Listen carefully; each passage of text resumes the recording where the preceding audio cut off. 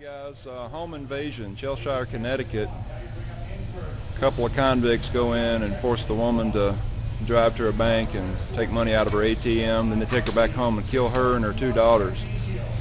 What are your thoughts? Hell, they need to kill him. What would you guys do if somebody broke in your house? It's the middle of the night, you wake up.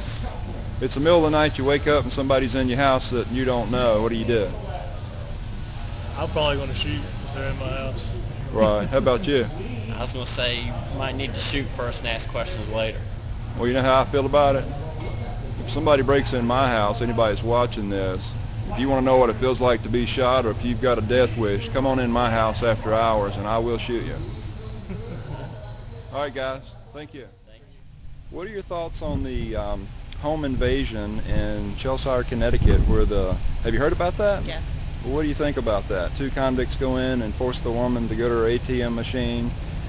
Then they come back to her house and kill her daughters and her. And she was able to pass I don't know if she passed a note or somehow she was able to drop a hint to the bank teller to call the police. What are your thoughts about that? I think it's horrific. It just happened in Richmond, seems like. Over a year ago, another family was killed from a home invasion. And I don't know how quickly the police responded to that, but it just seems like they had a lot of time to get back home, tie the family up and kill them and set their house on fire.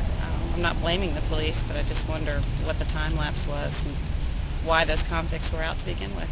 What do you think should happen to the person that's not only responsible for this, but maybe someone that allowed those guys to be out in the first place? I think they should be held accountable. How? It's hard to say. I don't know, to tell you the truth. I think that the wheels of justice need to be turning on that. Somebody needs to be held accountable for that. Okay, I've got an excellent question for you. The home invasion, because you're standing here with your kids, have you heard about the home invasion in Cheshire, Connecticut? No. Where the convicts forced the woman to go to her bank and withdraw money. Just a little bit. Then they took her back home and killed her and her two kids and set the house on fire. Okay. What are your thoughts as a mother standing here with her two children? What do you think should happen to those guys? Well, if they're convicted and they're found guilty, I'm a fan of the death penalty. Okay. Now, what about the people that are responsible for letting those guys out on parole? Because both of them had a rap sheet a mile long. They've both been arrested, 30 times. Should they be accountable, and if so, how? Well, that's a good question.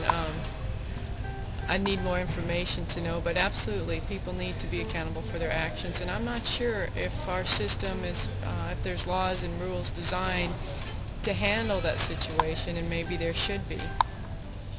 I'm not read enough on